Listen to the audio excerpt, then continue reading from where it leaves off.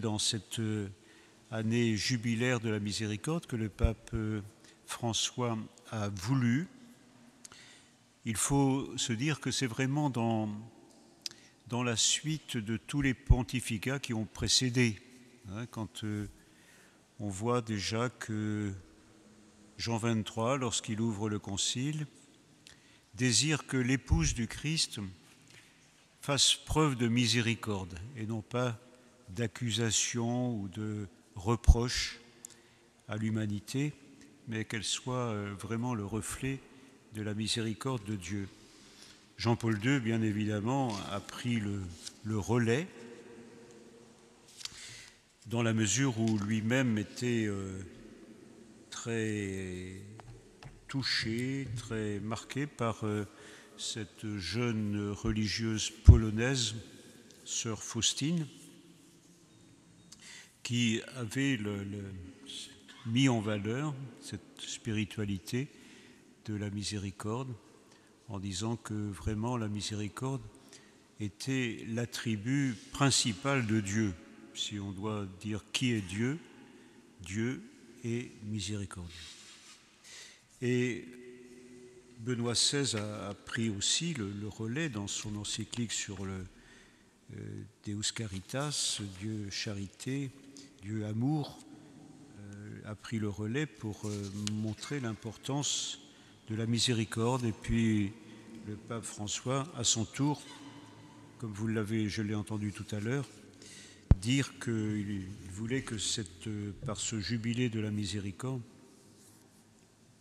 les chrétiens intègrent vraiment cette notion dans leur vie de foi et aussi dans leur pratique de la charité.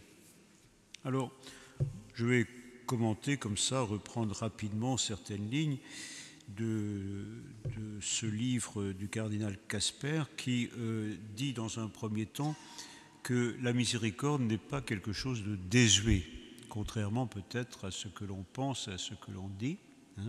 C'est un thème d'actualité dont il signale quand même que ce thème a été longtemps tombé dans l'oubli. Mais voilà. Et reprenant un peu le contexte d'aujourd'hui, il relève combien le XXe siècle qui vient de s'écouler a été à bien des égards terrible, puisque c'est un siècle qui a connu des persécutions, mais aussi toutes les idéologies dévastatrices que sont qu'a été le communisme ou le fascisme, le nazisme, qui ont laissé derrière eux des ruines et nombre de morts et de souffrances.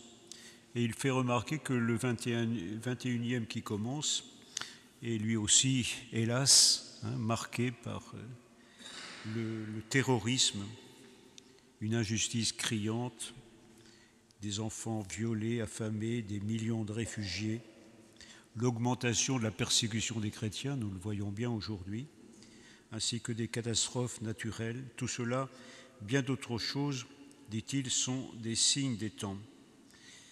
Et que donc face à cette situation, beaucoup s'interrogent et ont du mal à croire en Dieu, précisément en un Dieu tout-puissant, juste et miséricordieux. Tout ce que nous voyons qui se déroule sous nos yeux, tout ce terrorisme, cette violence, est pour beaucoup un obstacle à la foi en un Dieu d'amour et de miséricorde. Est-ce que toute cette souffrance injuste n'est pas justement l'argument le plus percutant qui parle contre la toute-puissance de Dieu et sa miséricorde? Ce n'est pas d'aujourd'hui que le mal est le principal obstacle à la foi, l'existence du mal. Mais c'est vrai que le déferlement du mal aujourd'hui est une véritable question pour nous et pour beaucoup. Bien que le cardinal Casper note que dans ce contexte très dur du monde d'aujourd'hui, eh bien, un certain nombre de personnes sentent que la situation est sérieuse et se mettent à rechercher. Il dit qu'il y a bien plus de personnes en quête de sens et des pèlerins anonymes que nous ne le supposons. Ils perçoivent que si l'homme ne se pose plus la question du sens de l'existence, il finira par abdiquer et par perdre son humanité et sa vraie dignité. En supprimant la question du sens, de la vie, de l'espérance, il se rabaisse lui-même, l'homme, au rang d'animal, ingénieux, certes, car l'homme est ingénieux, mais qui ne trouve son plaisir que dans les choses matérielles. Donc, à la fois une toile de fond dramatique de ce monde qui peut faire douter beaucoup de personnes quant à la bonté, l'amour, la miséricorde de Dieu. Et cependant, devant ce monde qui est si ébranlé, beaucoup sont à la recherche de sens. Et quand vous écoutez les jeunes générations, peut-être dans vos propres familles, vos enfants ou petits-enfants, eh bien, ils peuvent ne pas forcément suivre les schémas que vous avez désirés, mais s'interrogent quant à la manière de vivre et de conduire leur vie. Alors, Casper précise que il ne s'agit pas simplement de se poser la question « est-ce que Dieu existe ?» même si c'est important, mais, dit-il, ce qui est en jeu, c'est la foi précisément en un Dieu qui fait preuve de compassion, compatissant, ou comme il est dit dans l'Épître aux Éphésiens, un Dieu, une expression que j'aime beaucoup, un Dieu riche en miséricorde. Car si, face au cercle vicieux du mal, nous ne pouvons espérer un renouveau que si nous mettons notre espoir justement dans un Dieu bon, miséricordieux et en même temps tout-puissant. Vous voyez, il y a un équilibre difficile à trouver. Comment Dieu est à la fois miséricordieux et tout-puissant.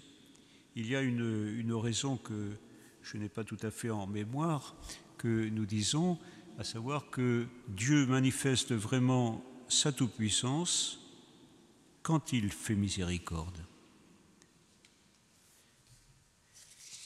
Voilà donc le contexte et les questions concernant la miséricorde aujourd'hui. Et il rappelle, comme je l'ai fait tout à l'heure, donc l'importance que les papes ont accordée à ce thème de la miséricorde. Donc Jean 23 qui disait l'épouse du Christ préfère recourir au remède de la miséricorde plutôt que de brandir les armes de la sévérité. Nous savons très bien, et vous le savez, en éducation, vous pouvez être très sévère et vous n'obtiendrez pas ce que vous désirez. Mais peut-être, comme le disait, je crois c'est saint François de Sales, rien par contrainte, tout par amour. Voilà. Ben, c'est la pédagogie même de Dieu. Donc dans son encyclique qui s'intitulait « Dieu riche en miséricorde », le pape Jean-Paul II avait consacré toute cette encyclique au thème de la miséricorde. Il rappelait que la justice seule ne suffit pas, car la justice suprême peut également devenir une suprême injustice. Il est vrai que quelquefois, dans le combat pour la justice, on devient aussi très injuste. La première canonisation donc, qu'il a fait, on se souvient, pour le jubilé de l'an 2000, était la canonisation de sœur Faustine, qui, fidèle à la Bible, avait défini la miséricorde divine comme l'attribut suprême de Dieu, la perfection divine par excellence.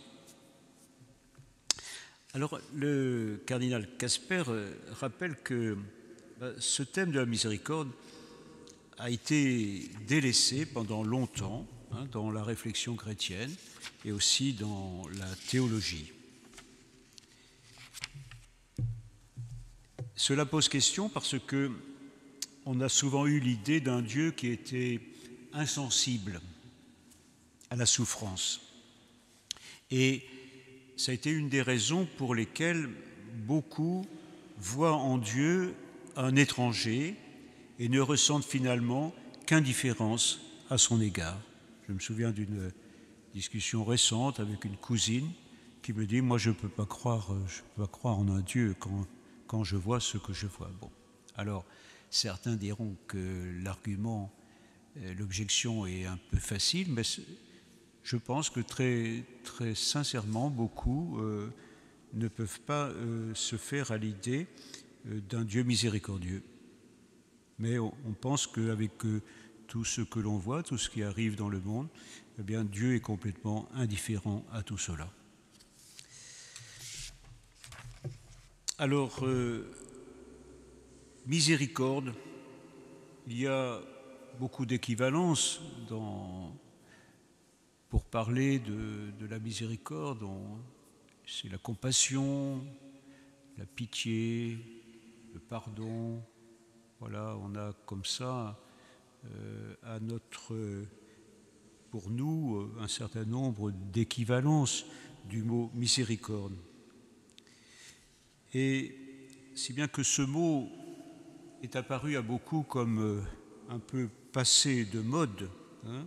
Je me souviens, dans un diocèse ici où il y avait eu un synode, j'avais composé une prière pour le synode et j'avais repris une expression qui est dans la première prière eucharistique où il est question de ta miséricorde inépuisable. J'aimais beaucoup cette expression-là.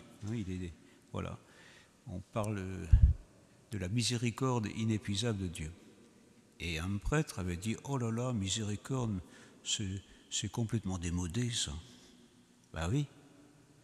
Donc ça veut dire à quel point, d'une part, ce mot a été écarté longtemps de la théologie et aussi combien le mot avait quelque peu vieilli.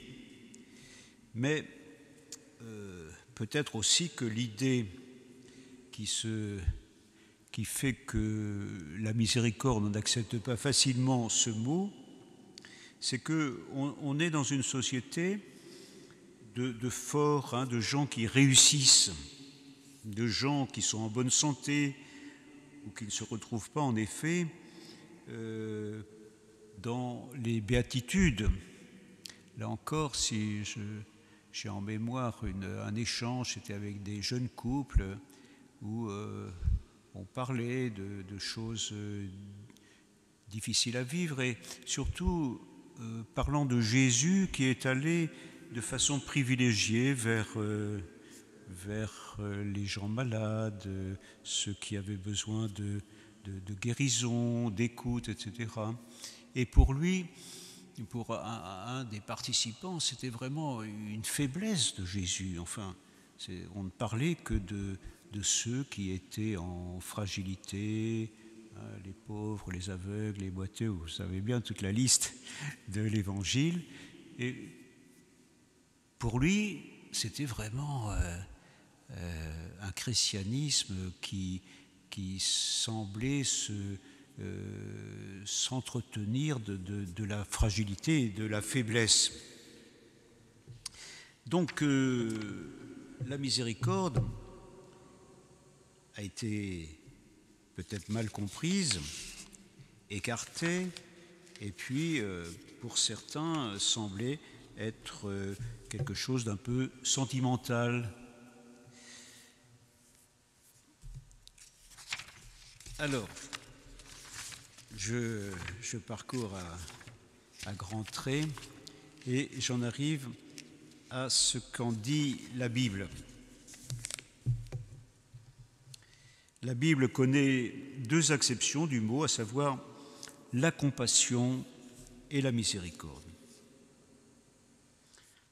Alors on a souvent aussi pensé que Dieu dans l'Ancien Testament était quelqu'un non pas de miséricordieux, mais de vengeur, de colérique, de jaloux.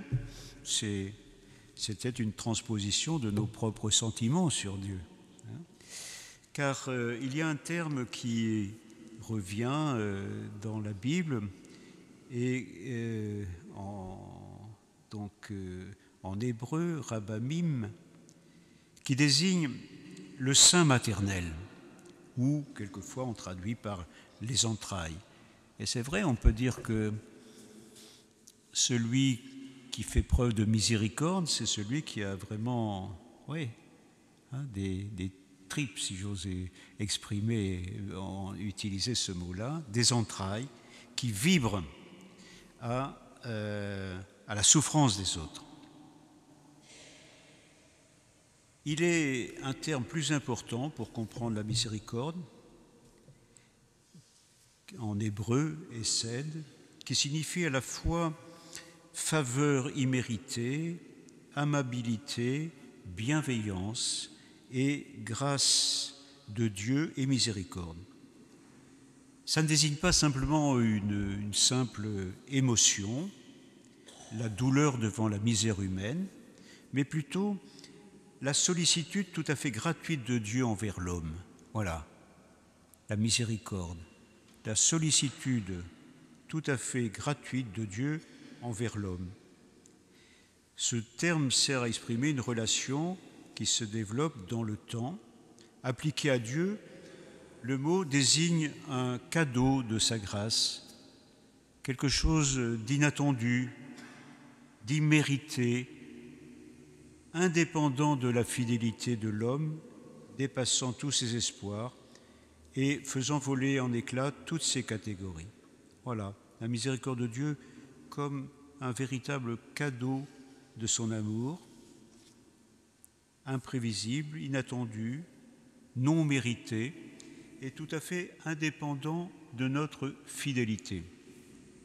Car en effet, si cette miséricorde était dépendante de notre fidélité, je ne sais pas quand Dieu pourrait manifester sa miséricorde pour nous. Le fait que ce Dieu saint et tout-puissant se penche sur les détresses des hommes, dont ils sont souvent seuls responsables, le fait que Dieu voit la misère du pauvre et du malheureux, qu'il entend sa plainte, qu'il s'abaisse et descende jusqu'à lui pour le rejoindre dans sa détresse, qu'il s'en occupe inlassablement malgré son infidélité et qu'il lui pardonne, bien qu'il ait mérité une juste punition, eh bien voilà que Dieu lui donne une nouvelle chance. Tout cela dépasse notre entendement humain. Dieu, dira saint Paul, est plus grand que notre cœur, ou c'est saint Jean, l'épître. Dans la Bible, nous voyons que Dieu est présent dès le début. Si le mot miséricorde ne vient pas immédiatement dans les textes, en tout cas, cette miséricorde de Dieu, là, s'exprime dès le début. Ça avait bien commencé, tout avait bien commencé à la création, mais voilà que très rapidement, ça se gâte. Caïn, Abel, voilà déjà au départ un meurtre, de la violence. Et puis l'homme a voulu être l'égal de Dieu et décider par lui-même du bien et du mal. Avec le récit de Noé, là, Dieu aussi intervient. Noé va être sauvé avec sa famille du déluge. Bon, parabole importante qui nous dit que Dieu n'abandonne pas l'homme à son malheur et au chaos. Et après, nous voyons d'autres faits de la Bible, tel ce dialogue formidable entre Dieu et Abraham. Dieu veut punir les gens de Sodome et Gomorrhe et Abraham marchande un peu avec Dieu, il lui dit, mais s'il y a 50 justes, tu vas quand même pas détruire. Et il va faire descendre jusqu'à 10, s'il y a 10 justes quand même, tu ne peux pas agir avec ta colère et supprimer tous ceux qui n'ont pas répondu à ta volonté. Donc sa miséricorde est puissante, c'est la manière de Dieu de s'opposer au mal pour l'empêcher, ce mal, de prendre le dessus. Puis d'autres épisodes avec, dans l'histoire de Moïse, où je trouve très beau que Dieu se révèle à Moïse comme le Dieu d'Abraham, d'Isaac et de Jacob. Dieu est un Dieu de relation, donc et personnel, avec Abraham, Isaac, Jacob. Dieu établit des relations d'amour avec les hommes. Et surtout, dans l'histoire du peuple hébreu, il est un Dieu qui voit la misère de son peuple. Et en même temps, cette proximité de Dieu n'est pas de simple familiarité. Cette proximité de Dieu est indissociable de la sainteté de Dieu. Moïse doit se voiler la face dans sa rencontre avec le Seigneur. Alors, donc la miséricorde divine n'est pas seulement synonyme de familiarité de Dieu avec les hommes, de proximité, elle est l'expression de sa souveraineté absolue de Dieu et de sa liberté inaliénable. Le sommet de la révélation dans la Bible de la miséricorde divine se trouve chez le prophète Osée. Je ne sais pas si vous connaissez ce prophète, il ne fait pas partie des grands, mais il fait quand même partie de ceux qui ont été le plus sensibles et qui ont développé ce thème de la miséricorde de Dieu. Quand tout semble bouché, quand on semble être au bord du gouffre et du drame, voilà que Dieu décide de, comme Osée le faisait de façon parabolique avec son épouse infidèle, Dieu dit « Mon cœur se retourne contre moi ». Au lieu d'un renversement pour détruire, il s'agit d'un retournement à l'intérieur même de Dieu. Mon cœur se retourne contre moi. La miséricorde de Dieu l'emporte sur la justice. Car comme l'épouse d'Osée avait été infidèle et que le prophète avait redonné son amour, ainsi en est-il de Dieu lui-même. Ce que je suis, car, dit Dieu, je suis Dieu et non pas un homme. Au milieu de toi, je suis le Saint et je ne viendrai pas avec fureur. Car je suis Dieu et non pas un homme. Voilà. Et puis, il faudrait citer tous les psaumes aussi, où la miséricorde est omniprésente. Et on cite très souvent ce psaume, où il est dit que Dieu est tendresse et pitié, lent à la colère et plein d'amour. Où nous avons aussi ce psaume 50, pitié pour moi, en ta bonté, en ta grande tendresse, efface mon péché. Mais arrivons à Jésus lui-même. Donc les évangélistes, Marc, Luc, Matthieu, ont révélé quel était le message de Jésus. Marc dit « Les temps sont accomplis, le règne de Dieu est tout proche ». Quel est ce règne ? Ce règne commence par les guérisons miraculeuses de toutes sortes de maladies et il insiste beaucoup, par les expulsions de démons, ces puissances qui nuisent à la vie et au bonheur des hommes. Luc l'exprime plus clairement encore. À la place de la formule brève de Marc, on trouve chez saint Luc le récit de la première apparition au public de Jésus dans la synagogue de Nazareth, un jour de sabbat. Il lit précisément un passage du prophète Isaïe qui dit « Il m'a envoyé porter la bonne nouvelle aux pauvres et annoncer une année de bienfaits accordée par le Seigneur. » Et saint Matthieu reprendra presque de la même façon quand Jean-Baptiste vient interroger Jésus du fond de qu'il envoie auprès de Jésus lui demander « Es-tu vraiment celui qui doit venir ?»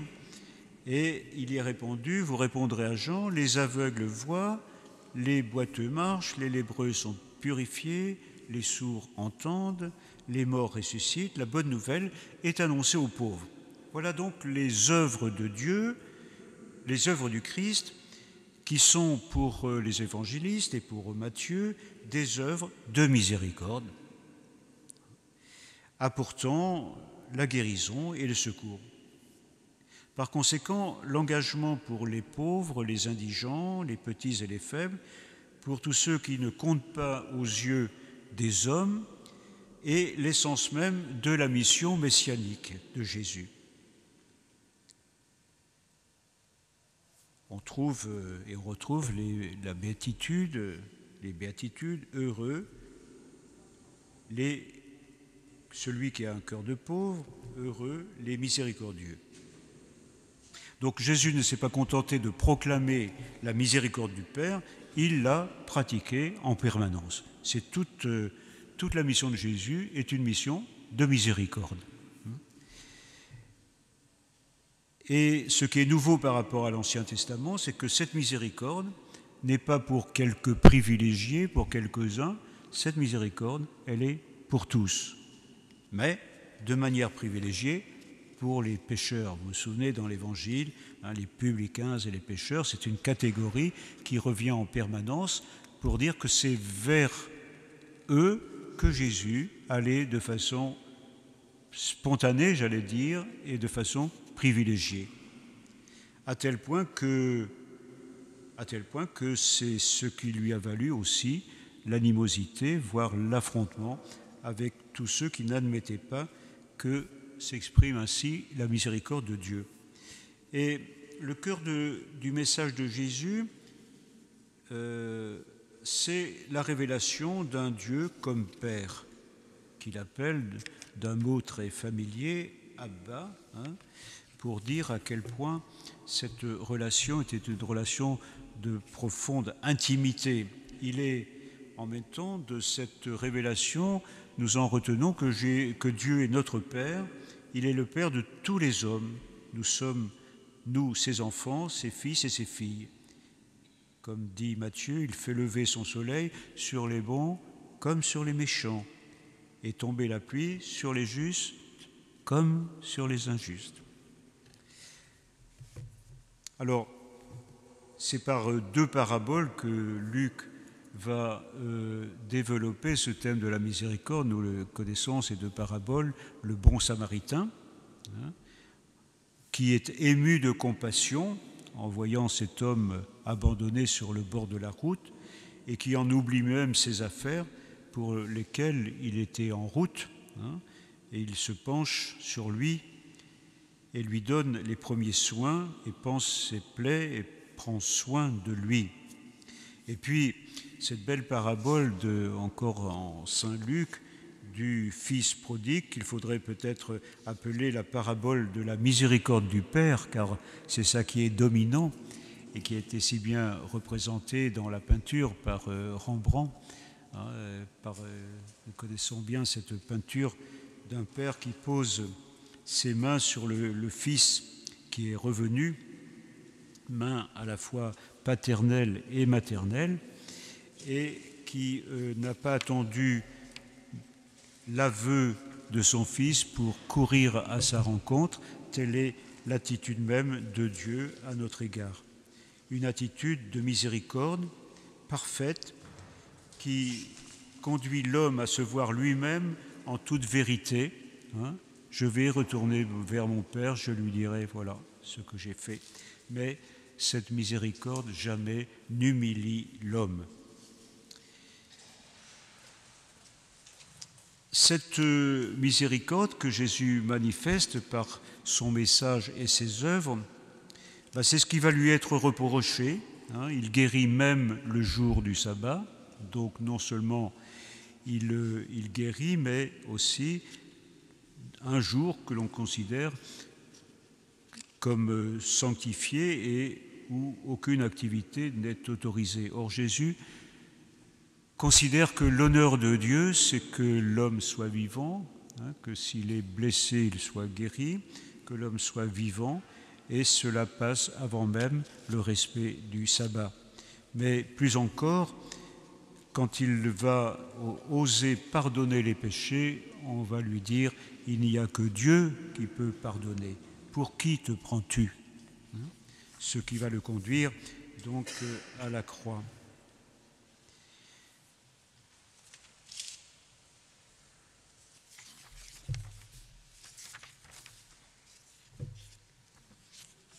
Alors la miséricorde a été développée, présentée aussi tout au long des épîtres de Paul.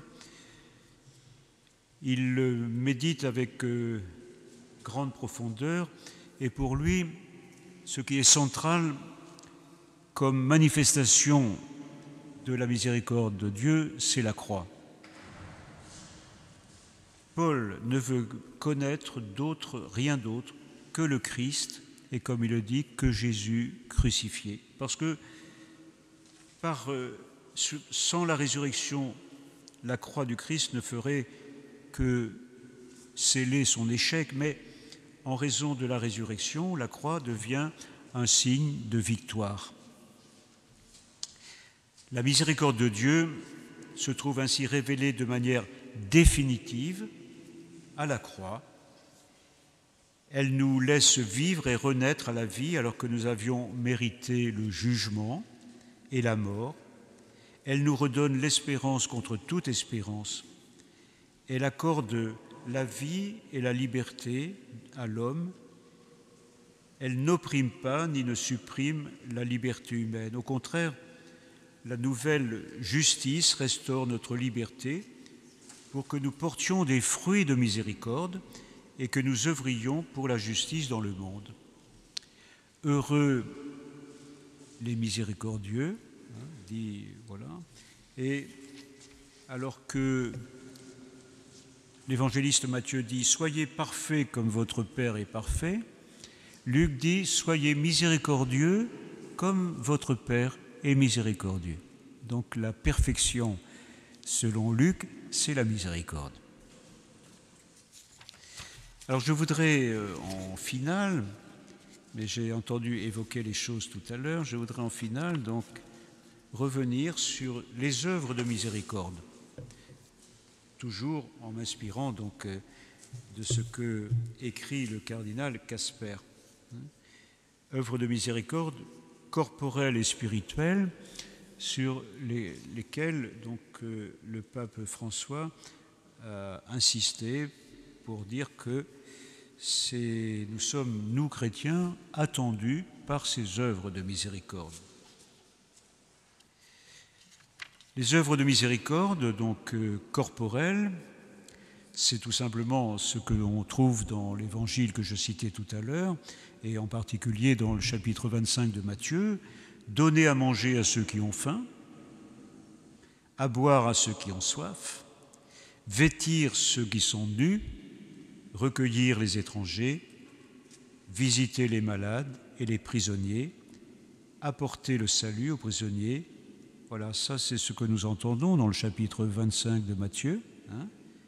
Où est-ce que nous t'avons vu, Seigneur, que tu étais malade, etc. Bon. Et on y a ajouté « ensevelir les morts ». Voilà les œuvres corporelles.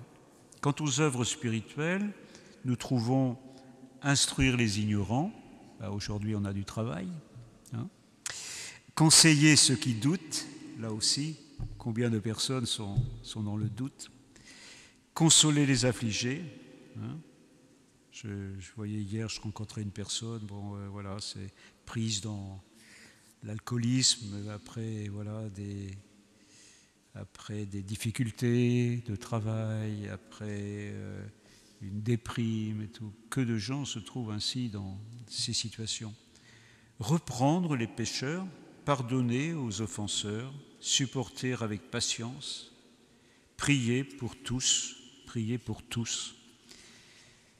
Voilà. Et dans sa règle, saint Benoît a rajouté un point à ses œuvres, ne jamais désespérer de la miséricorde de Dieu.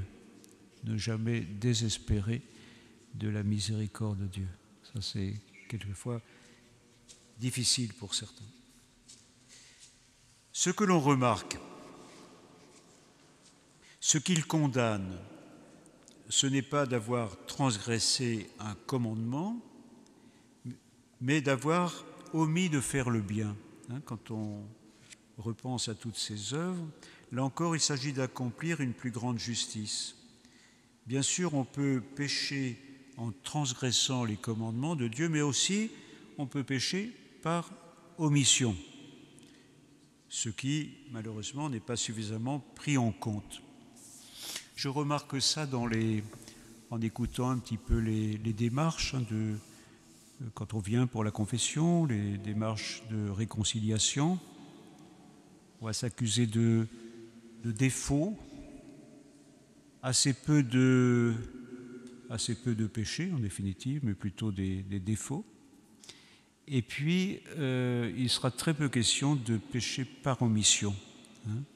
On va s'accuser de choses que l'on a faites, mais on ne s'accuse pas de choses qu'on n'a pas fait, qu'on aurait pu ou dû faire.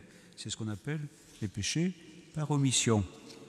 Et là, dans les œuvres corporelles, spirituelles, c'est tout un espace qui nous est offert où nous pouvons agir. Donc vous avez entendu, voilà, manger, donner à manger, à boire, vêtir, accueillir les étrangers, visiter les malades, les prisonniers, voilà, ensevelir les morts. Bon, ça, je pense que dans les paroisses, il y a eu un gros travail de fait quant au service pour les funérailles, d'accompagnement des personnes en deuil, tout ça. Je crois que c'était un beau visage qui est donné de la miséricorde aujourd'hui par notre Église. Mais il y a aussi tout le reste que j'ai nommé, instruire les ignorants, conseiller ceux qui doutent, consoler les affligés, reprendre les pécheurs, pardonner aux offenseurs, supporter avec patience, etc. Donc, voilà. La miséricorde dépasse donc la justice. Je veux dire, on pourrait se ranger derrière certaines règles de la société aujourd'hui pour la justice, mais la miséricorde est plus que la justice. Elle brise l'endurcissement du cœur face à l'appel de Dieu qui nous parvient à travers la rencontre avec la misère des autres. Alors là, je vois 4 formes différentes de pauvreté. La pauvreté la plus immédiate, c'est la pauvreté matérielle, ne pas avoir de toit, n'avoir rien à manger, pas de quoi se vêtir pour se protéger des intempéries et du climat. Et là, je suis très heureux d'avoir eu un petit renfort sous la veste pour ne pas avoir froid.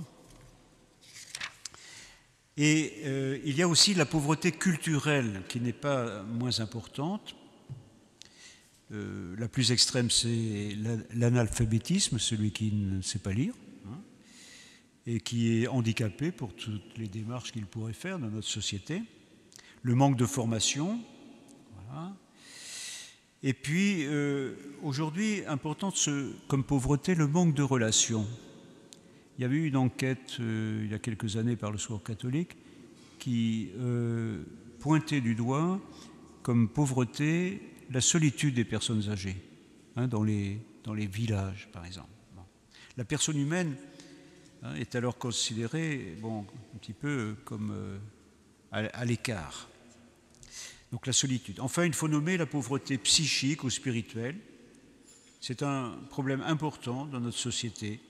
Perte de points de repère, vide intérieur, désespérance, perte de sens de la vie, divagation morale, spirituelle, pouvant aller jusqu'à un déséquilibre mental. Voilà tout un kaléidoscope de la pauvreté. Alors, je regarde, il va être l'heure. Je vais terminer tout simplement par cette prière que je trouve très belle de sœur Faustine. Jusqu'où la miséricorde doit-elle aller?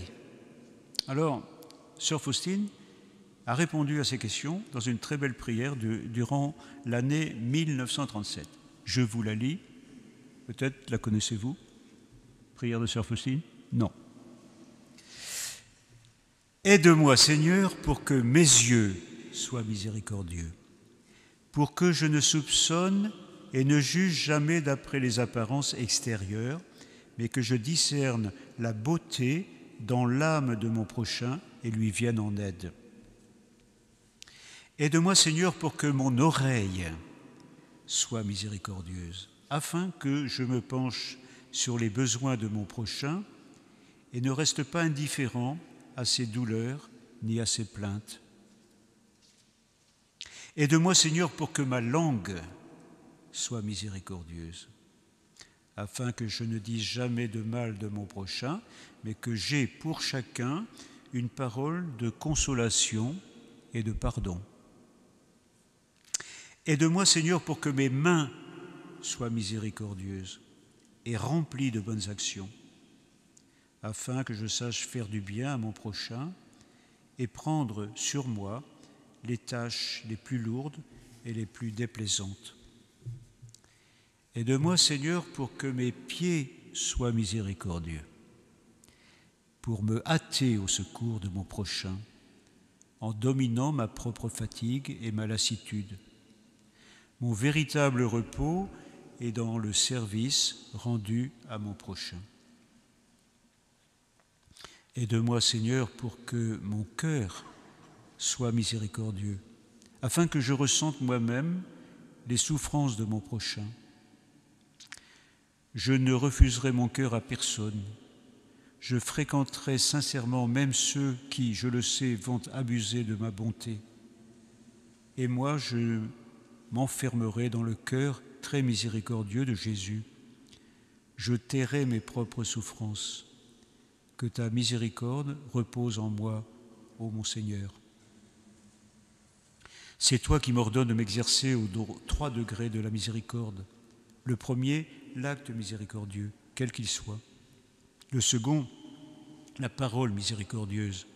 Si je ne puis aider par l'action, j'aiderai par la parole. Le troisième, c'est la prière. Si je ne peux témoigner la miséricorde ni par l'action, ni par la parole, je le pourrai toujours par la prière. J'envoie ma prière, même là où je ne puis aller physiquement. Ô mon Jésus, transforme-moi en toi, car tu peux tout. Voilà. Merci de votre écoute.